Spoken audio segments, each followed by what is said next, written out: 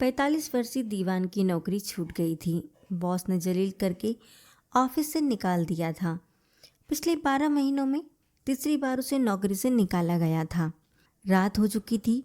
वह बाजार में पेड़ के नीचे रखी एक बेंच पर बैठा था। घर जाने का उसका जरा भी मन नहीं था। बेंच पर बैठा वह अपने दोस्तों को बार बार फ़ोन मिला रहा था। उनसे रिक्वेस्ट कर रहा था कि कहीं जगह खाली हो तो बता दे, उसे तुरंत नौकरी की ज़रूरत है। दीवान कामचोर नहीं था, मगर बढ़ते कंप्यूटर के इस्तेमाल ने उसे कमज़ोर बना दिया था। हालांकि उसने कंप्यूटर चलाना भी सीख लिया था, मगर नए लड़के जितना कंप्यूटर उसे नहीं चलाना आता था।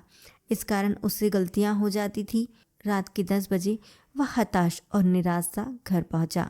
अंदर प्रवेश करते ही बीबी चिल्लाई, कहाँ थे इतनी रात तक? किस औरत के साथ कुलछर्रे उड़ा रहे थे? तुमको शर्म भी नहीं आती क्या? घर में जवान बेटा और बेटी बैठे हैं। उनकी शादी की उम्र निकली जा रही है। कब होश आएगा तुम्हें? अगर इनकी जिम्मेदारी नहीं निभानी थी तो पैदा ही क्यों किया था? दीवान कुछ भी नहीं बोला। पत्नी की रोज रोज की चिकचिक का उसने जवाब देना छोड़ दिया था। अभी वह बाहर रखी टंकी में लगे नलके से हाथ मुंह धो रहा था कि बेटी दौड़ते उनके पास आई और आते ही बोली, पापा आप मेरे लिए मोबाइल लाए क्या? दीवान ने बेटी को भी कोई जवाब नहीं दिया। बेटी फिर से बोली, पापा आप जवाब क्यों नहीं देते? सुबह तो आप पक्का प्रॉमिस करके गए थे कि रात को लौटते समय मेरे लिए मोबाइल लेकर ही आएंगे। दीवान चुप ही रहा। वह जवाब देता तो क्या देता। बेटी ने मोबाइल के लिए एडवांस मांगने पर ही बॉस ने उसे नौकरी से निकाल दिया था। बेटी अपने हाथ में पकड़े पुराने फ़ोन को दिखाते हुए बोली, आपको क्या लगता है पापा, मैं झूठ बोल रही हूँ? ये देखो मोबाइल सच में ख़राब हो गया है। ऑन करते ही हैंग हो जाता है। दीवान चुप था। वह अपनी नौकरी जाने की खबर भी किसी को नहीं बताना चाहता था, क्योंकि वह जानता था अगर ये बात बताई तो बेटा बेटी और पत्नी सभी उसके पीछे पड़ जाएंगे, उसे कोसने लगेंगे कि वह ढंग से काम नहीं करता। इसलिए हर चौथे महीने नौकरी से निकाल दिया जाता था। हाथ मुंह धोने के बाद वह सीधा अपने कमरे में गया, जहाँ बेड पर पसरी पत्नी मोबाइल चला रही थी, जिसकी आंखें मोबाइल स्क्रीन पर थी और कान घर में हो रही बातों को सुन रहे थे। जो ही दीवान ने कमरे में कदम रखा वह चिल्लाई, जवाब क्यों नहीं देते? बहरे हो गए हो क्या? बेटी को मोबाइल क्यों नहीं लाकर दिया?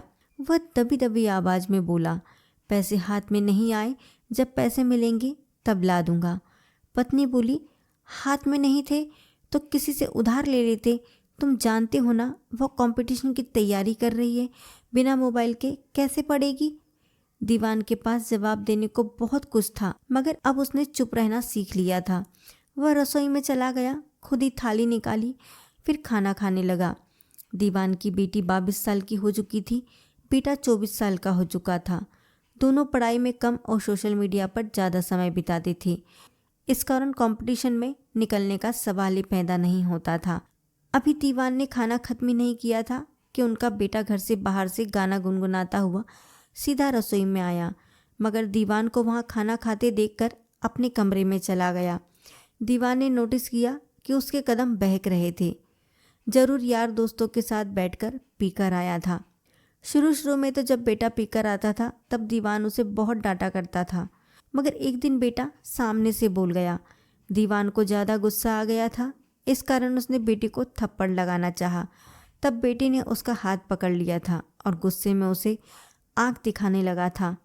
उस दिन के बाद दीवान ने बेटे से कुछ भी कहना छोड़ दिया था। वह खाना खाकर वापस अपने कमरे में आया, तब पत्नी की किचकिच फिर से शुरू हो गई, मगर वह चुपचाप सो गया। सुबह जल्दी उठकर वह काम की तलाश में निकल गया। वह जानता था कि बिना काम किए सब कुछ बिखर जाएगा। घर खर्च चलाना था, बच्चों की पढ़ाई की ज़रूरतें पूरी करनी थी, उनकी शादी भी करनी थी।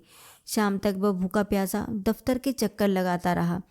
खाना नहीं खाने से शरीर में शुगर लो हो गई थी, शरीर में सुन्न सी आई हुई थी।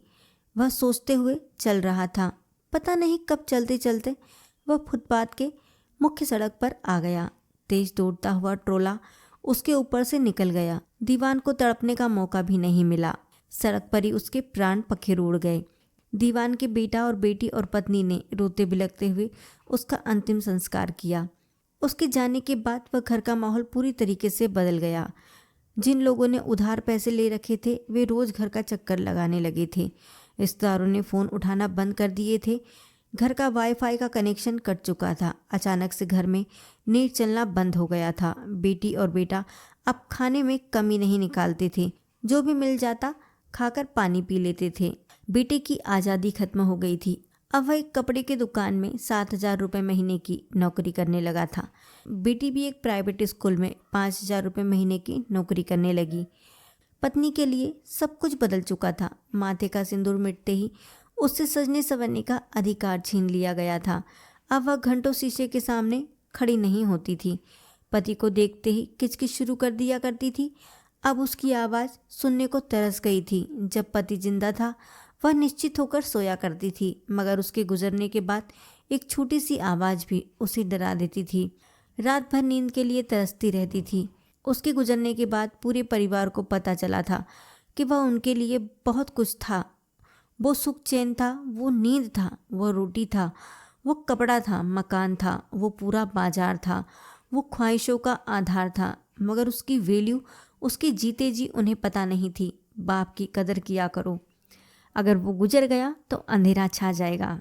दोस्तों, इस कहानी का आशय सिर्फ इतना है कि अपने पिता की कद्र किया करो, बाप की कद्र किया करो, क्योंकि अगर वो गुजर गया तो अंधेरा छा जाएगा। जीवन का सबसे बड़ा उजाला वही होता है जो हमारे जीवन में लाकर देता है।